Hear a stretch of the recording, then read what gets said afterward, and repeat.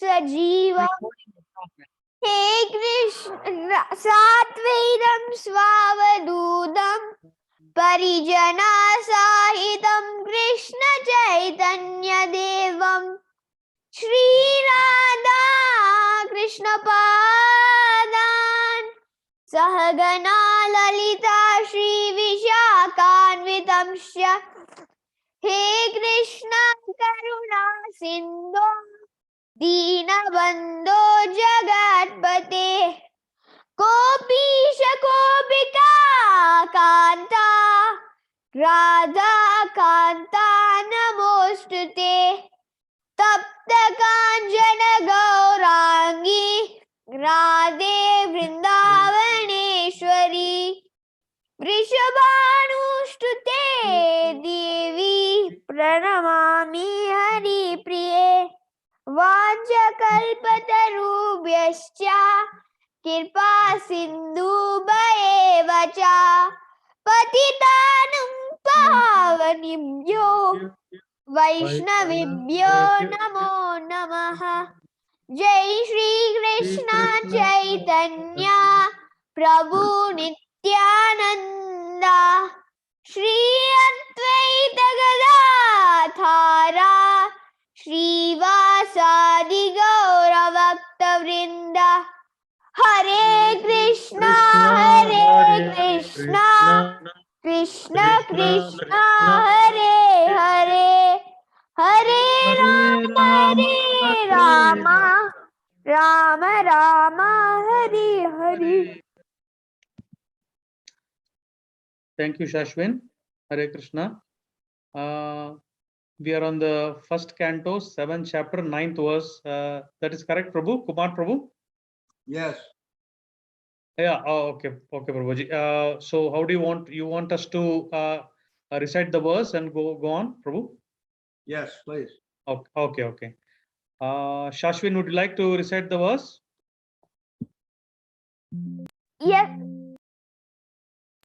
Yes, Prabhuji. Hare Krishna. Om Namo Bhagavate Vasudevaya.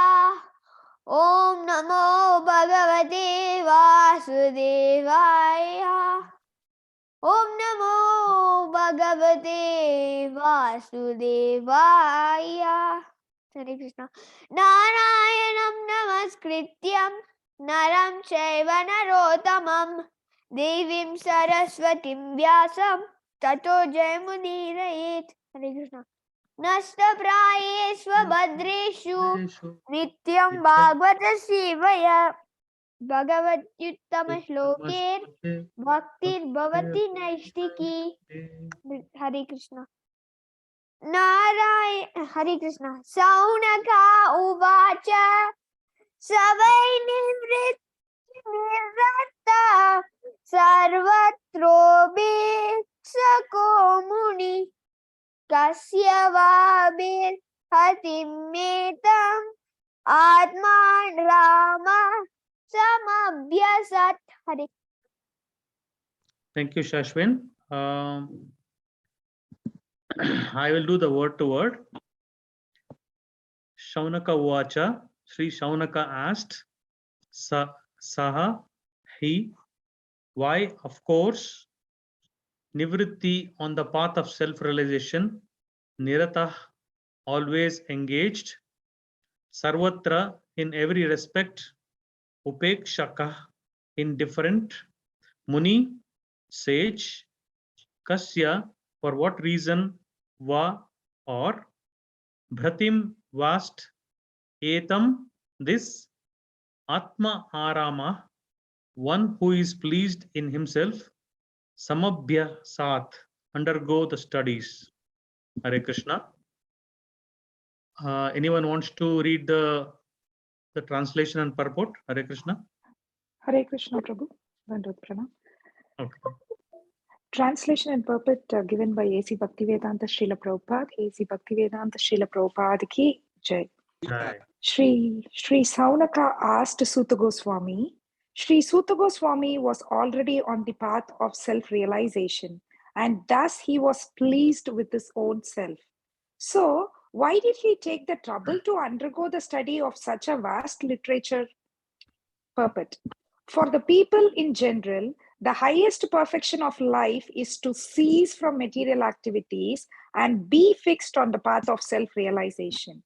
Those who take pleasure in sense enjoyment or those who are fixed in material bodily welfare work are called karmis.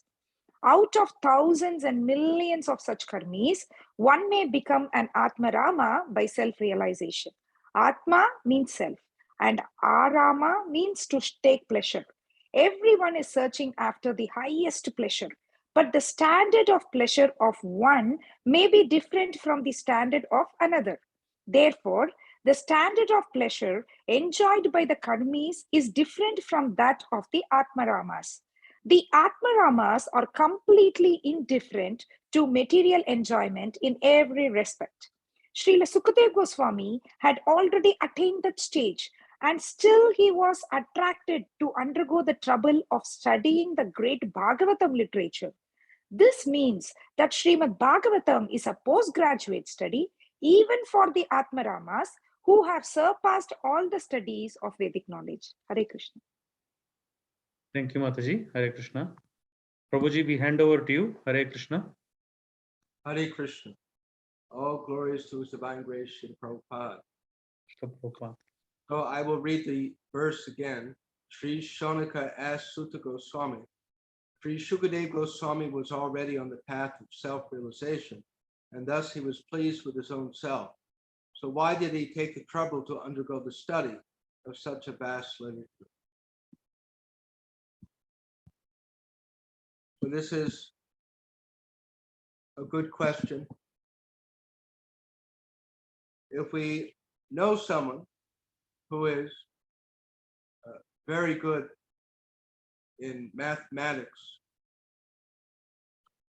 and then we hear that they're back in the college studying some kind of mathematics, then we might ask, why is that person back in college? He's already so very familiar with mathematics. So it is a question of curiosity. And it opens the door. This question gives us an opportunity, another opportunity, to try and understand how special is this Krishna Bhakti.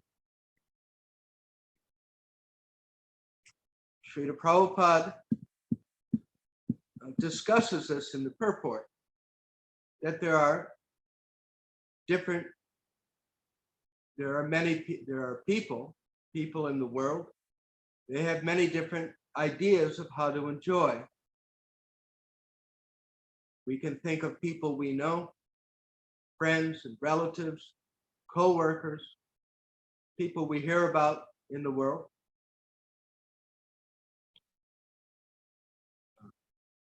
The Vedic scriptures categorize the pursuit of enjoyment by humans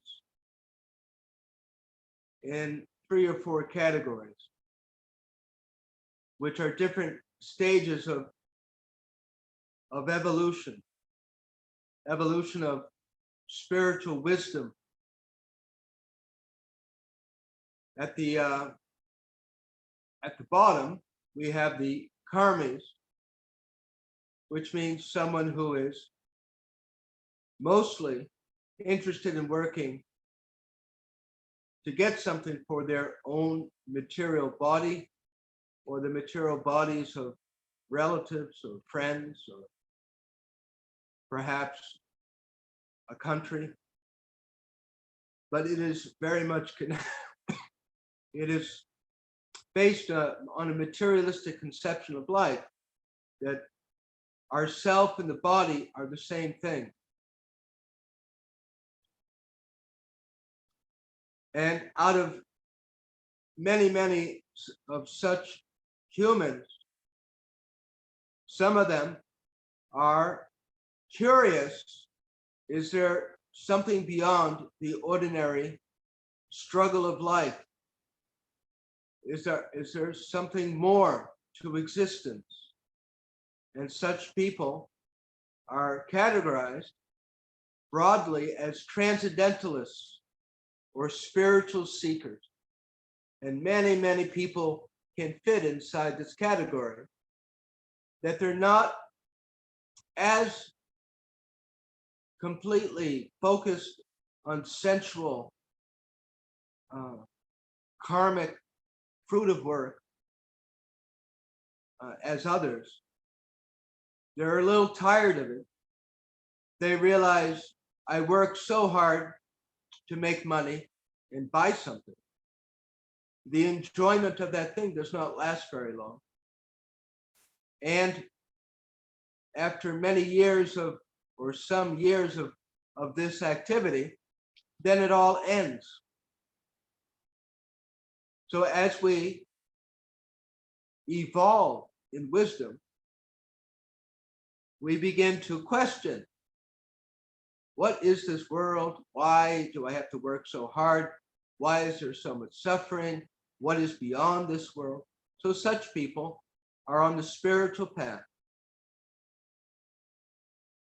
Yogis. So as we may know, yoga means to link. Just like we take a donkey or a horse and we link it to a cart. We connect the yoke of the cart or the carriage to the horse or the donkey or the bull. So it is linked.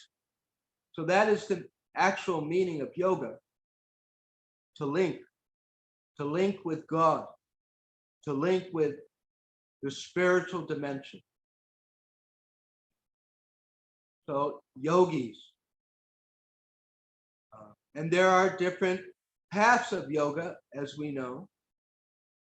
Many, many paths of yoga. Hatha yoga, Kriya yoga, Raja yoga, Astanga yoga, Jnana yoga, Karma yoga, Bhakti yoga.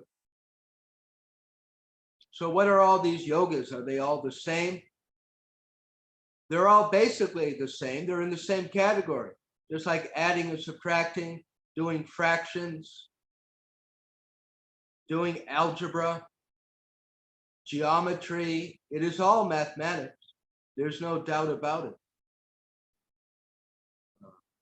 But according to the ability of the math student, they're focused on a particular area of mathematics. If we don't have a basis in adding and subtracting and fractions, we can't do algebra.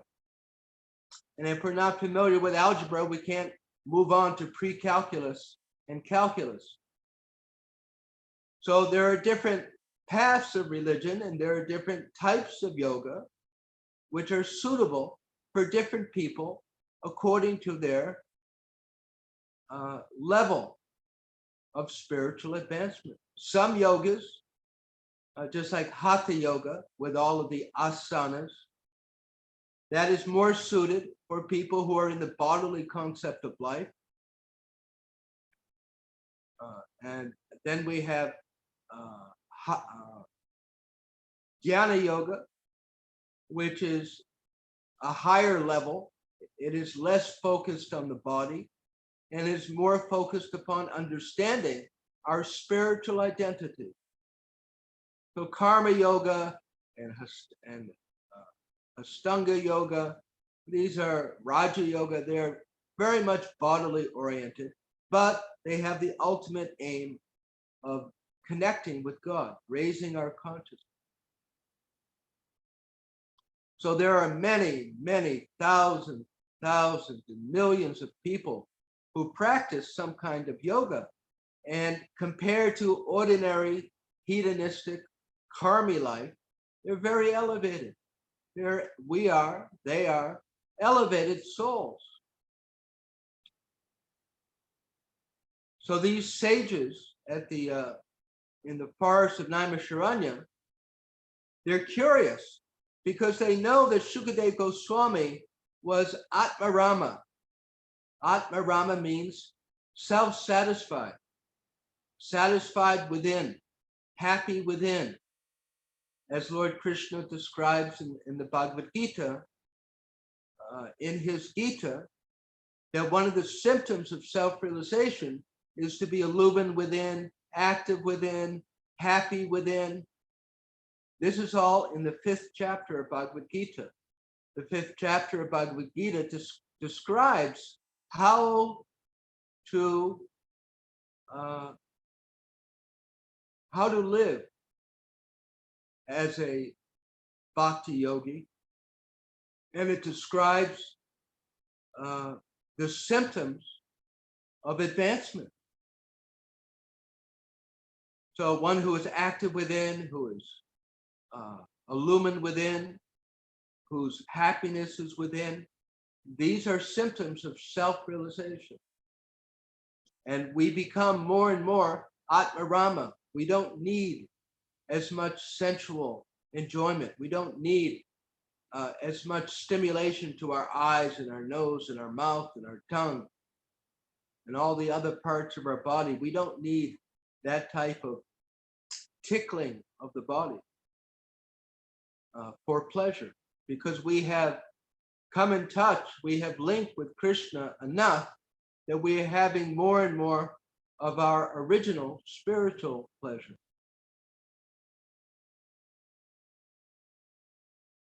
So they're asking that how is it that this advanced yogi, who is Atmarama, took so much trouble to study the Srimad Bhagavatam, which goes back to what I said about someone going back to school for engineering, but they already are well accomplished in, let's just say, electrical engineering.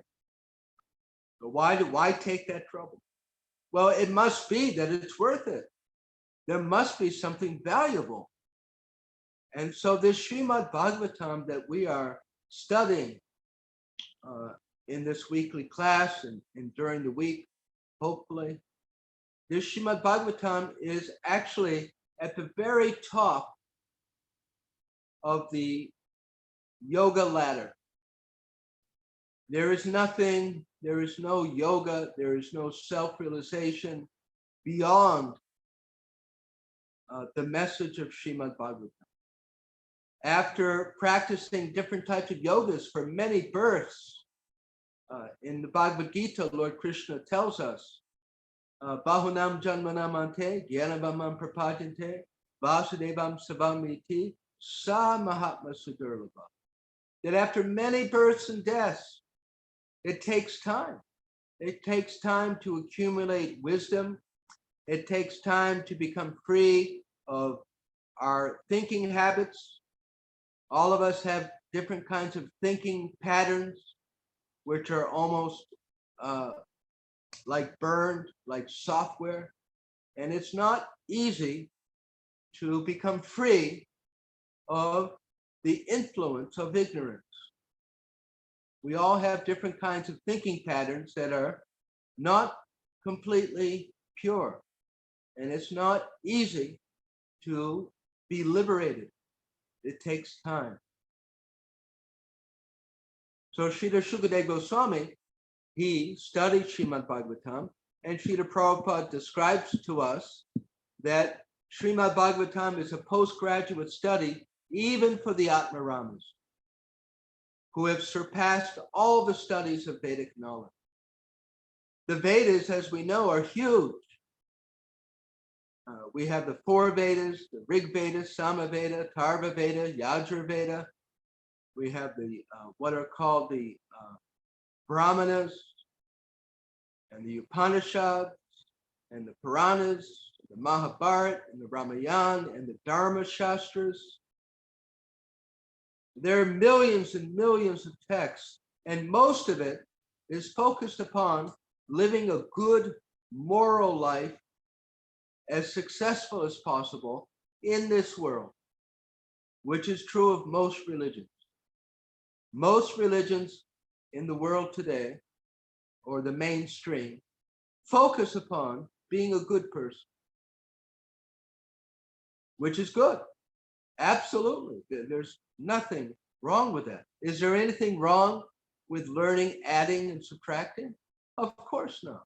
Is there anything wrong with taking a math class in fractions and algebra? Of course not. There's nothing wrong with that. For those people who need to learn adding and subtracting in fractions and algebra, it's perfect.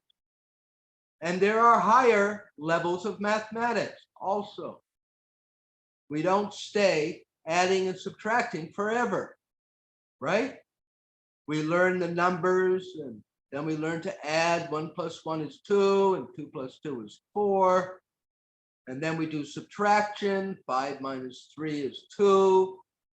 And then we learn multiplying and dividing and fractions, right?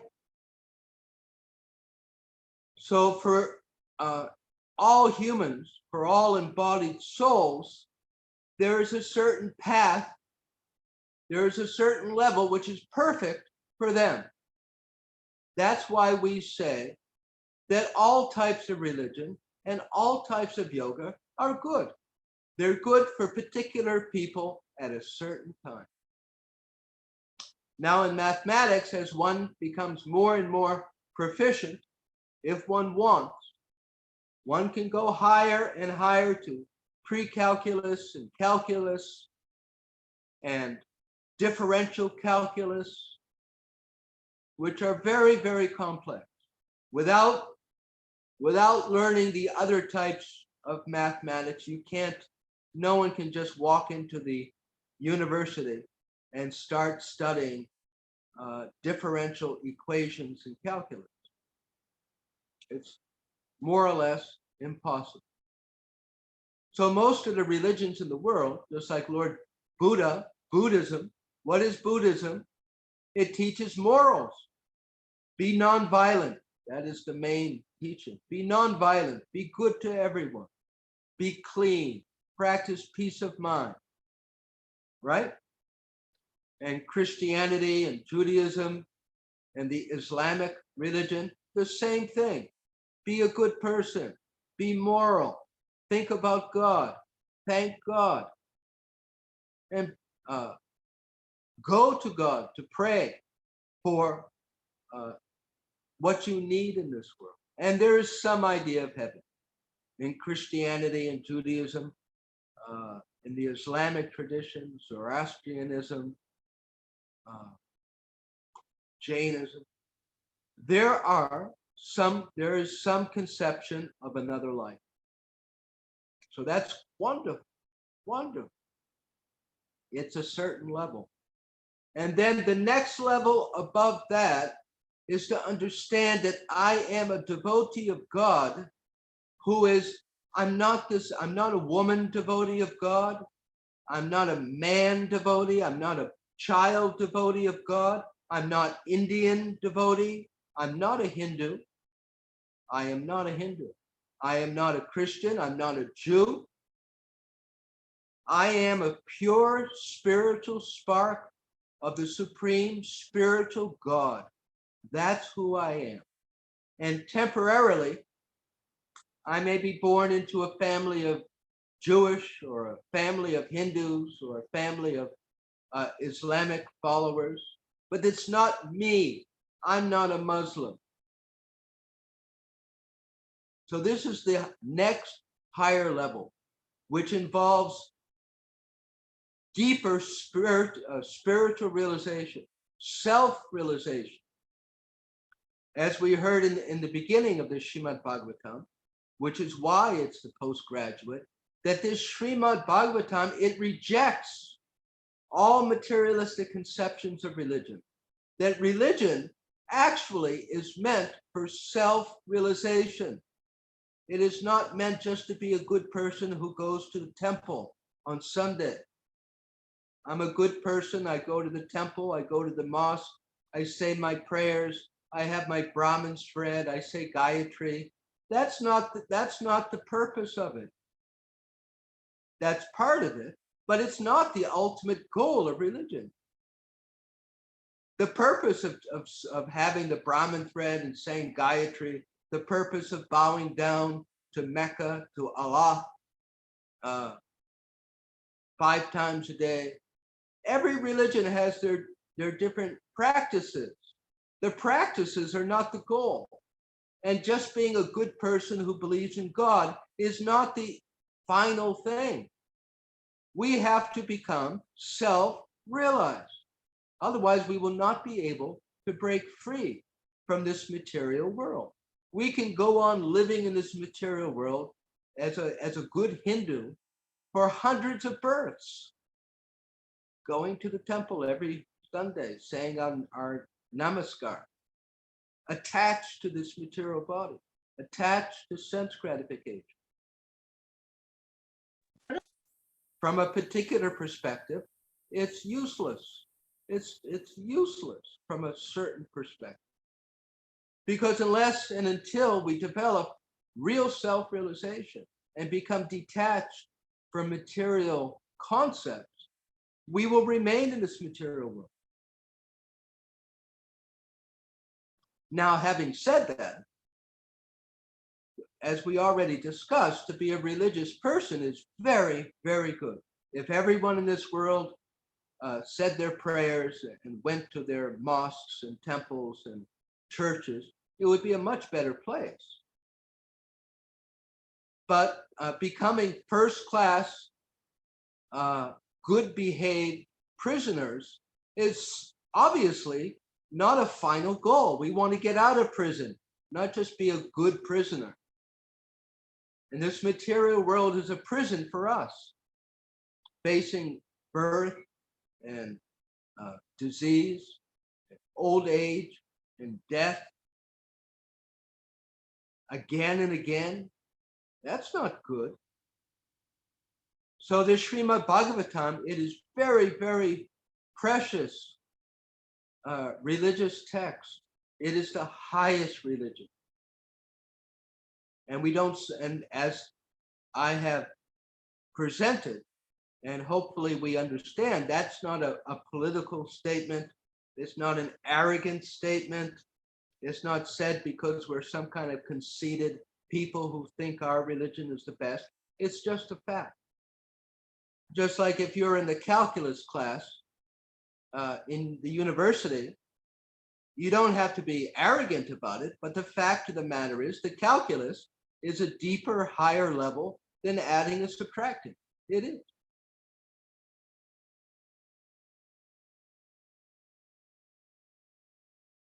So Srila Prabhupada began the purport pointing out that humans are interested in all different types of pleasure. We all want to enjoy. We discussed this in our last meeting, last Sunday, that we all want to enjoy. We all want to be happy.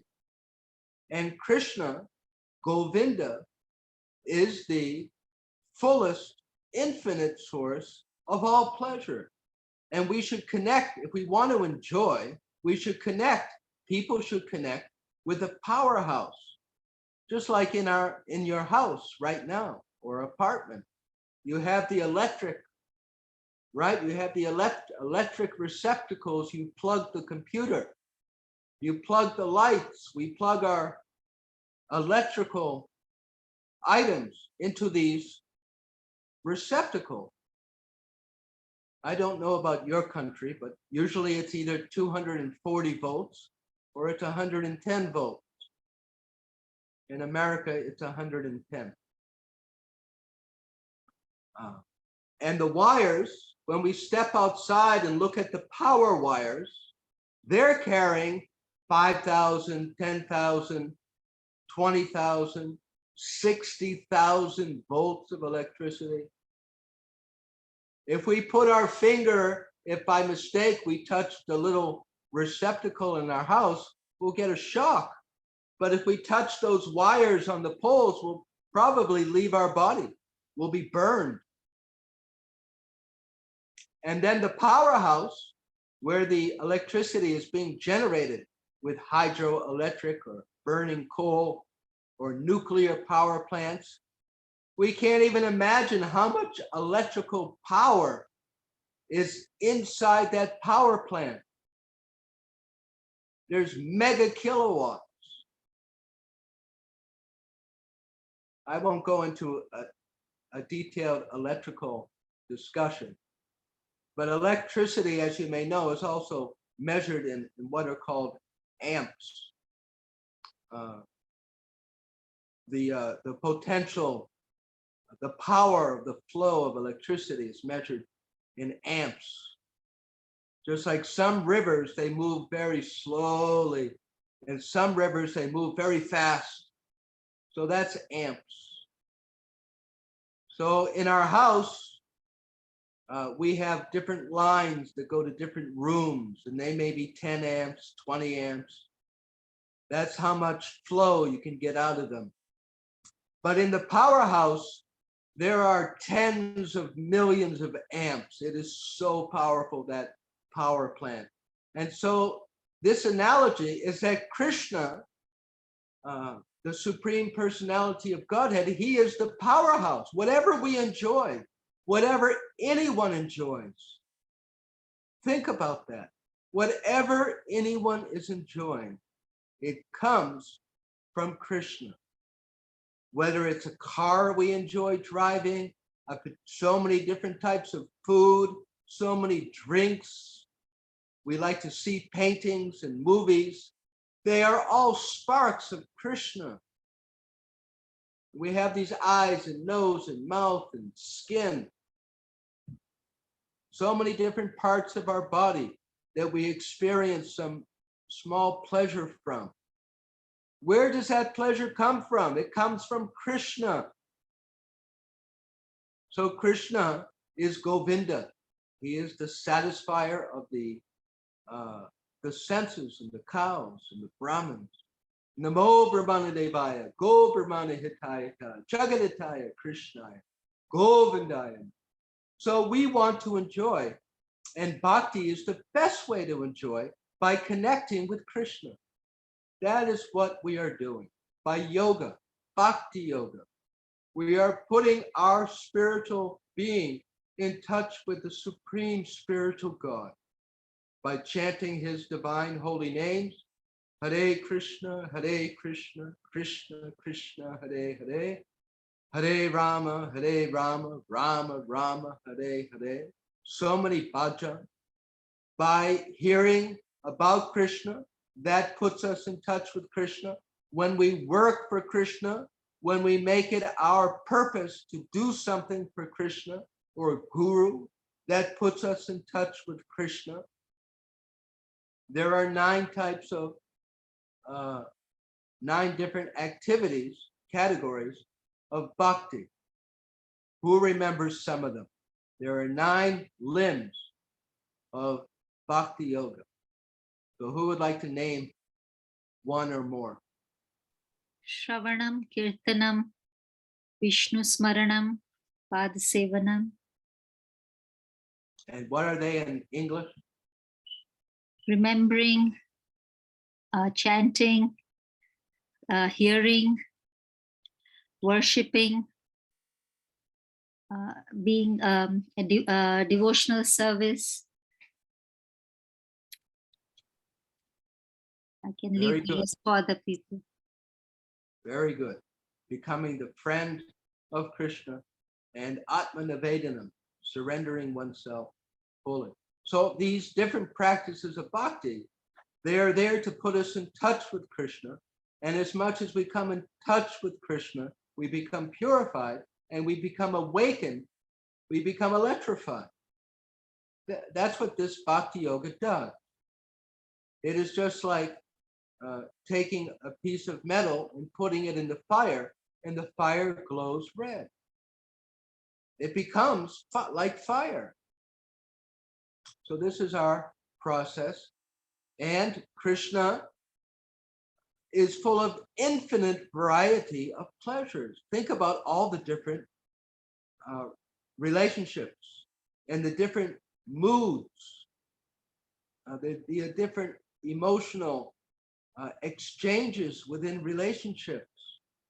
We have, as a servant and a master,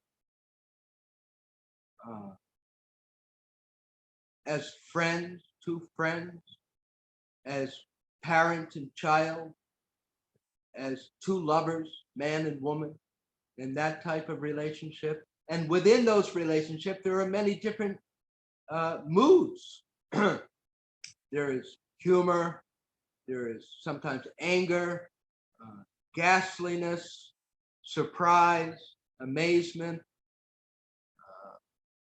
different styles of love, feelings of being separated. There is infinite variety of enjoyment that comes from Krishna. Therefore, this Srimad Bhagavatam, which describes this Bhakti Yoga, is the topmost Vedic literature. It is the postgraduate study of all spirituality, of all types of yoga. Whatever benefit that we would get by doing any other type of religious practice, any other ritual, any puja, any mantra chanting, any asanas, meditation, whatever benefit we could have, we will get just by taking shelter of Srimad Bhagavatam, by hearing and chanting and teaching Srimad Bhagavatam. So I'll stop here and we can have discussion, question.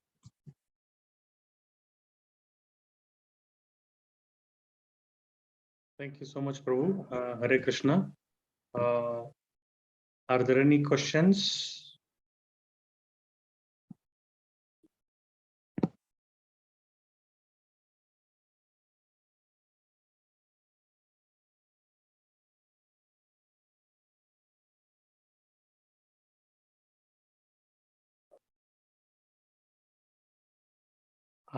There seems to be a silent audience now. Okay. Prabhu, I had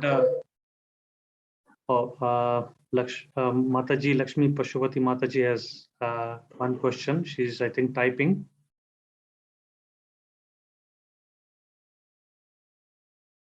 Did you have a question or comment? She's asking, can Prabhuji tell the symptoms of Atma Rama? Yeah, that's described. That's a good question. That's described in Bhagavad Gita.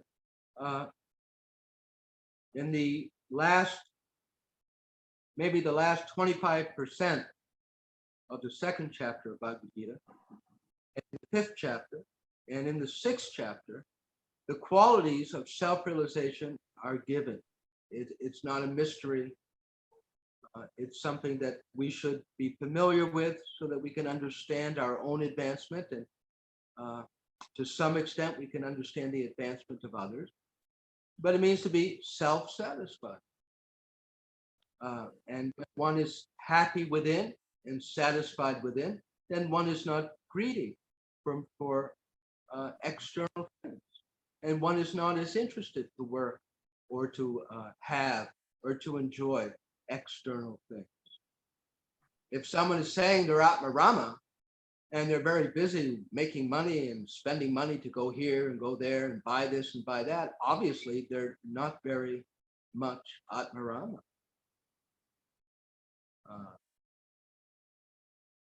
And another symptom of Atma Rama, how is it that they're detached? Detachment is just one side. We're always attached. We can't get rid of attachment, but we can choose what we're attached to. So an Atma Rama is attached to spirit, is attached to higher wisdom of eternity, of Godhead, of Krishna. So Atma Ramas, depending on their level, are studying different spiritual books. They're meditating on names of God. They're meditating on the qualities and activities of Godhead.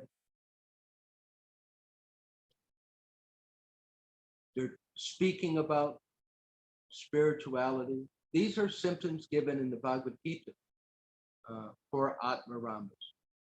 It's a good question.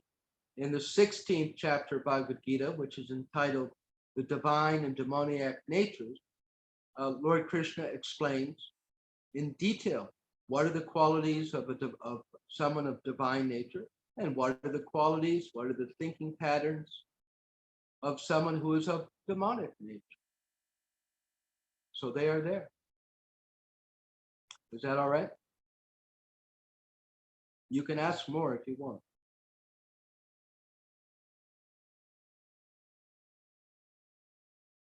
Hare Krishna. With reference to the divine and demoniac natures, how can we get rid of the demoniac natures and then get more divine nature? Yeah, that's a 64 billion pound question. Very valuable. Yes. You know, all of this is very interesting, but how do we get there? You know, someone is telling us about a wonderful treasure on top of a mountain. So that's great. But how do I get there? So that we heard one place in the beginning of Srimad Bhagavatam, that what we're doing right now is the very process. Srinvata Swakata Krishna Punya Shravana Kirtana Ridyanta Stova Bhajani Vidinoti Saritatam. That by hearing about, excuse me, speaking about and meditating on Krishna, the modes of nature diminish. This is the very process. That is what Parikshit Maharaj is doing. And living a sattvic lifestyle. Basically, you know, following the 4 regulative principles as strictly as possible, chanting our prescribed japa, and as much as possible trying to meditate on and understand Krishna. We actually have to do it. You know, there are so many different ways to serve Krishna, and we can be very busy. It's not hard, you know, to some extent. In the beginning of Bhakti Yoga, we're more on the platform of Karma Yoga, which means we're working for Krishna, and we're very busy. We're going out every day to make money for Krishna. We're managing the temple. We're taking care of our family, dressing the deities, building the temples, growing flowers for Krishna. So many busy things, which is wonderful.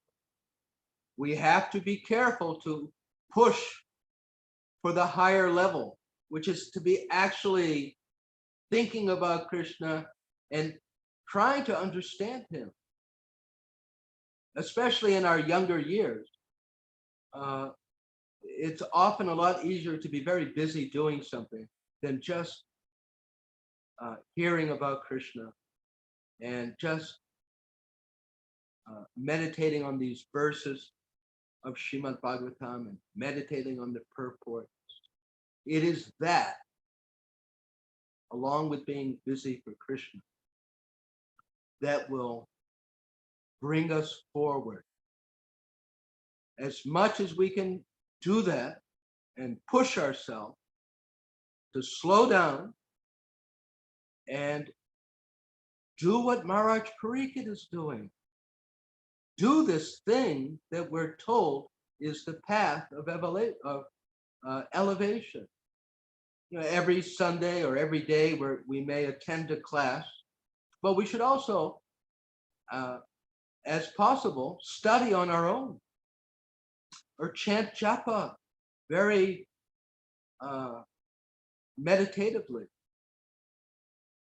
And chant, sing, bhajan, absorb our mind in Krishna. And as much as we do that, just like suppose you want to, a torch, you make a torch to carry outside when it's dark outside. So if you put it in the fire and then take it out and put it in and take it out, it's going to take a while to become a flame. This is common sense. You have to keep it in the fire and then you have a torch. So we have to keep ourselves in the fire of actually thinking, meditating on Krishna. Fortunately, by our very, sometimes we're not Shukadev Goswami. If we can do our service and go and make money for Krishna, do some business for Krishna, cook for Krishna, and we're very busy doing that. And of course, there's some thinking of Krishna. But we all know sometimes we get just very focused on the activity. So that's good. That's good. It's connected to Krishna. But we should push ourselves to do the study. The more that we really understand Krishna, the more our inner character will change. The personality of people is based upon 2 or 3 main things. The scriptures teach, and it seems to make sense to me, that if you take any person, to the extent that they don't have inner joy, they're going to be interested in sensuality. And depending upon how much wisdom they have, how much knowledge they have, they're going to act in a certain way. Suppose you're taking care of a child and you don't know that the child was up all night sick, the child hardly slept, and we know what happens when children don't sleep. And the child is acting very bad and very bothersome, and you're getting upset with the child, and you want to yell at the child or more.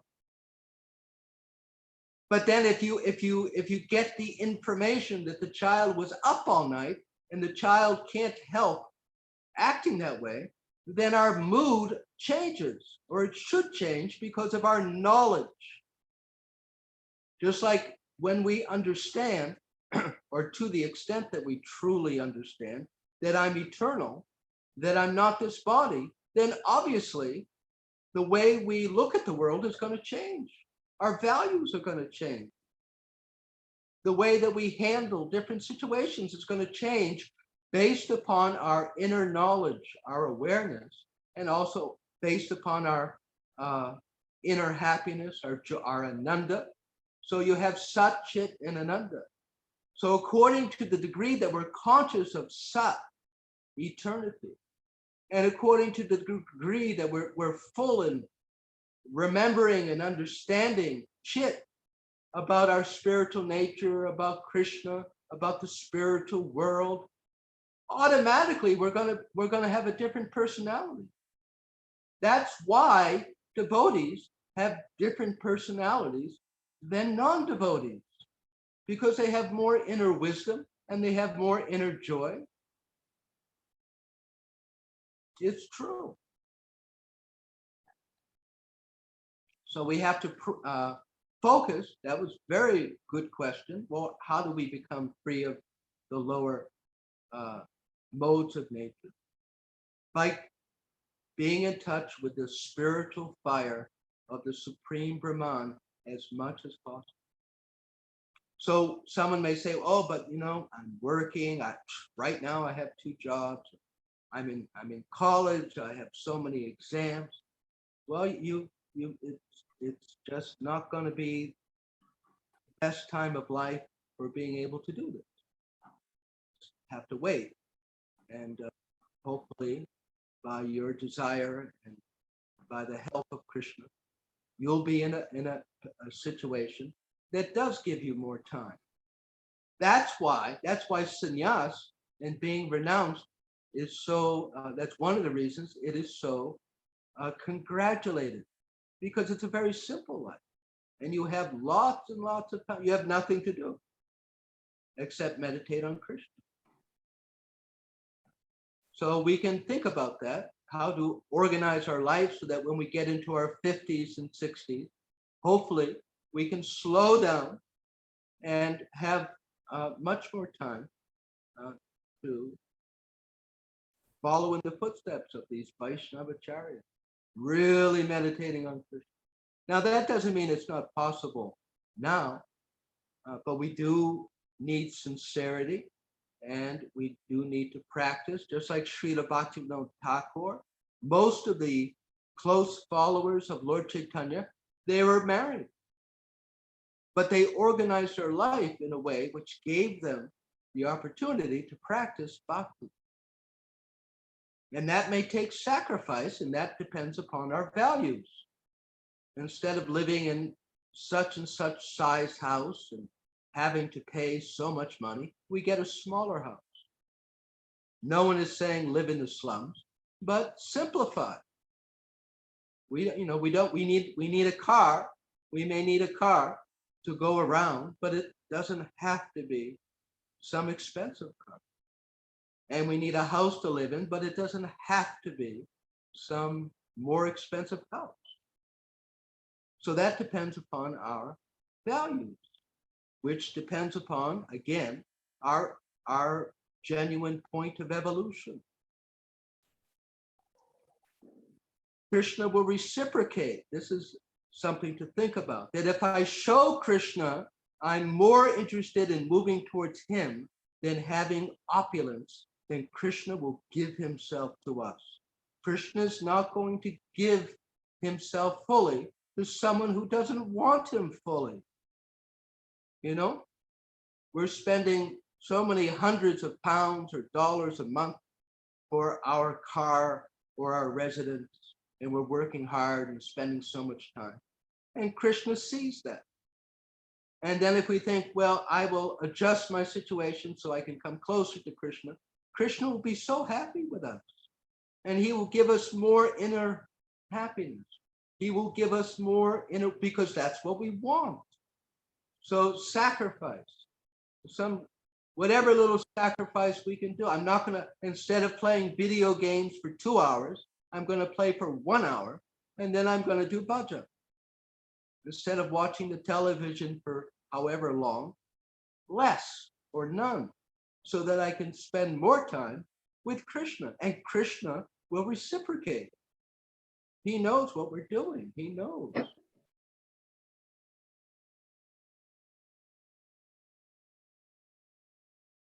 So that was a long explanation.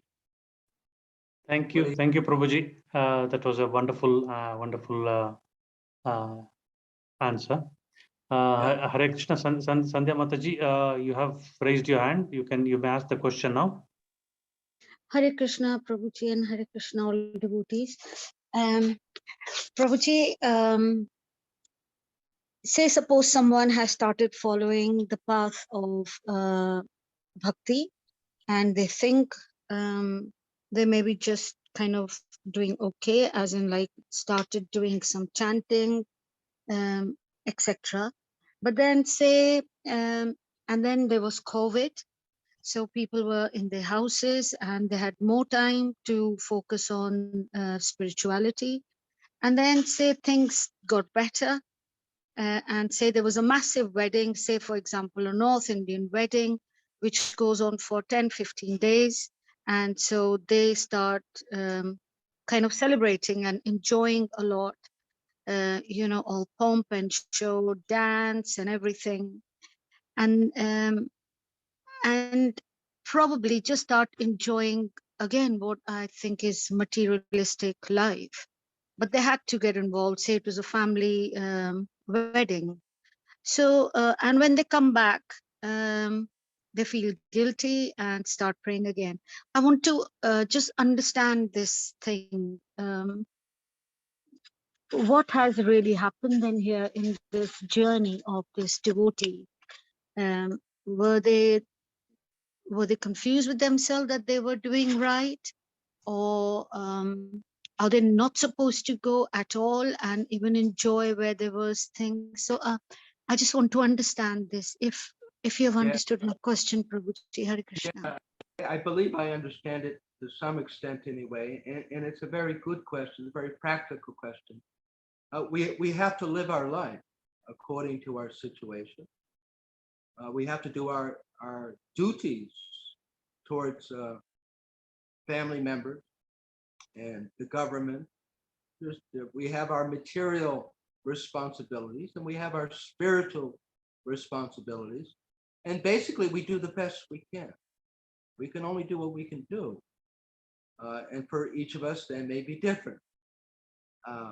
Just like you're working in a company and they have regular 3-4 times a year, they have an employee dinner. And they serve, meat products, and they have a party. So you can try and avoid it, but usually such things, it's not good for your ongoing work at the place to not go. So you go as little as possible.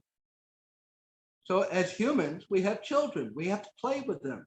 We have to go play cricket with them. We have to play with dolls. We have to, whatever it is that children do, we participate in that. We have wives. We have husbands. We have to act like wives. We have to act like husbands.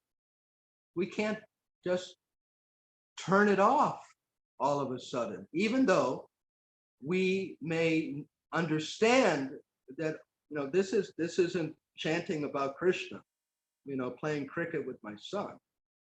This is not engaging in the 9 activities of bhakti, such and such family wedding or husband and wife or parent, so that we have to tolerate. Spiritual life is a war on Maya. We are declaring war on ignorance. And because of our past, these are called our past sinful reactions. That our past karma, not necessarily sinful, but our past actions. Just like some people are born into, come into this world and they become renounced almost right away. They join an ashram when they're 15, 16, 18, and that's what they do for the rest of their life, because their past karma has given them that opportunity. So according to our past karma, we're entangled in all kinds of stuff. You may be born into a rich family and your parents want you to be part of the business and you're just entangled in it. And then you meet the Hare Krishnas and you accept it, you believe it, you think it's wonderful, but you're stuck to some extent where you are for some time. So we don't want to lose our appreciation. That's one of the most important things, that we don't lose the light. So we want to stay in the light of Krishna as much as possible. If we go away from the pure light of Krishna, we want to go back as much as possible. There's all types of situations. There's all types of devotees. We all get caught up to different degrees. Depending on our level, some of us may get involved in breaking the regulative principles. But whatever it is, as soon as possible, we want to get back to the lecture, get back to the bhajan, get back to the deities, back to the Krishna videos, get back to Krishna and do the best we can. We never, ever, ever should leave the light of Krishna. Don't let our minds fool us that we're too fallen, we're too corrupt. There isn't such a thing. Not in Krishna's eyes. Whatever we may get involved in, we can come back the next morning, the next week, the next year, and start our bhakti yoga. We want to stay near devotees who are more enthusiastic. We want to stay near devotees who are more illumined, because that is our saving grace. I may not be as enthusiastic or awake as this devotee. So if I stay near them, if I hear their words, if I stay near devotees who are attached to light, then I will be, and then eventually it is just like that wood. Eventually we will catch fire, depending who we are. It could be some months, some years, could be our next life. There's the example of King Bharat. He made a mistake. He got born as a deer. You want to talk about an obstacle? Born as a deer? So he did the best he could. He lived near an ashram of devotees who were chanting, and he tried to meditate on Krishna, and he just did the best he could. And in his next life, he was born, he got a situation of great devotion. Krishna will reward us. He knows our struggle. He knows our temptations. He knows how we're tempted. And when he sees that we're resisting or trying, of course he feels so touched in his heart, and he will reciprocate. So we do the best we can. We try and minimize. We have our material persona and we have our spiritual persona. So with our relatives who may not be so interested, we have a certain way of dealing with them, which is not really our inner identity, but we need to do that. So we practice having an external kind of personality, but we keep our heart. We keep our heart to ourselves. What is it like being official? But we can be friendly. Everyone's part of Krishna, but we don't want to get too attached. Because the thing is, if you have a coworker and you get real chummy with them, and they say, hey, let's go have some fish and chips. And then it's hard to say no, because, it gets to be a sticky situation. So we have to practice. All right, I will go, but I get sick if I eat something other than vegetables and meat. I get sick with meat products, but I'll sit and have something with you. So we have to practice doing that. Pray to Krishna. What do you think? Thank you very much, Prabhuji. I thought the line where you said that don't get in that situation where you think that, oh, I'm very fallen, or oh, I'm I'm a demoniac and I'm not good enough. I thought that was quite good because that happens. I don't know, it happens to me quite a lot. So, and it happens very fast. And I try and remember once you said that we should forgive ourselves. But I thought today as well, you would reinforce that we should say that, say this to ourselves that, no, there's nothing like, thank you, Prabhuji. There's a balance. We want to know what the ideal is, and we want to always be pushing ourselves. But at the same time, it's something we learn to go a little easy too, to not expect too much. We have been in this material world for a long time. We've been in this life for however many years. So we have to give ourselves a bit of a break, and give others a break. You don't want to be so critical. Oh, you did this, really? And are you perfect? We have met people, sometimes they're so quick to criticize. Well, perhaps that month when you never make a mistake, you can start to say something. None of us are perfect. None of us, except for the most exalted pure devotee. We all have some darkness. That is told by the pure devotees. That actually, I don't want to scare anyone, but until the very, very top stages of bhakti, there is some little, it is atomic, but there's still some dark. So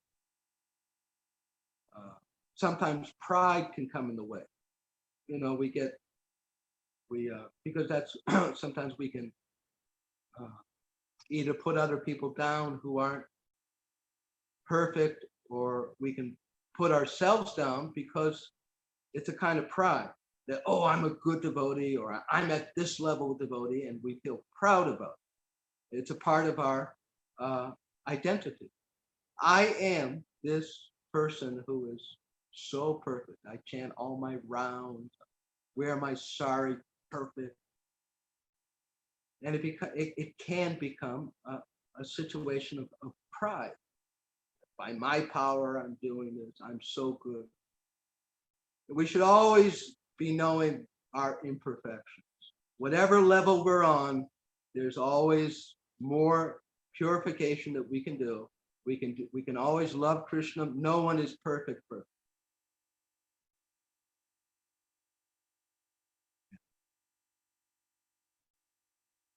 Thank you, Prabhuji. Hare Krishna.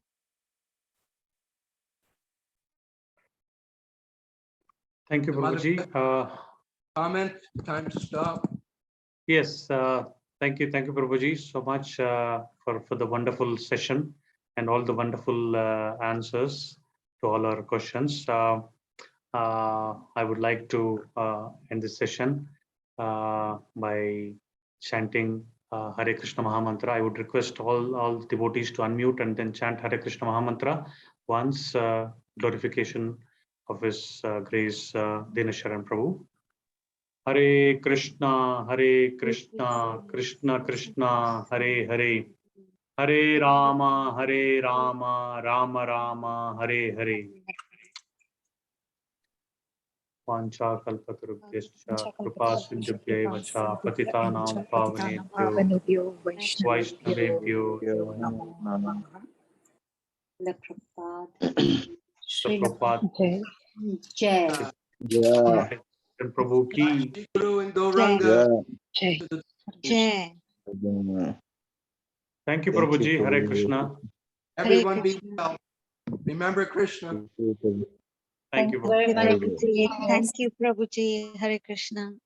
Thank you, Arya Govind Prabhuji. Thank you, Kumar Prabhuji. Hare Krishna. Thank you, Mataji. Hare Krishna.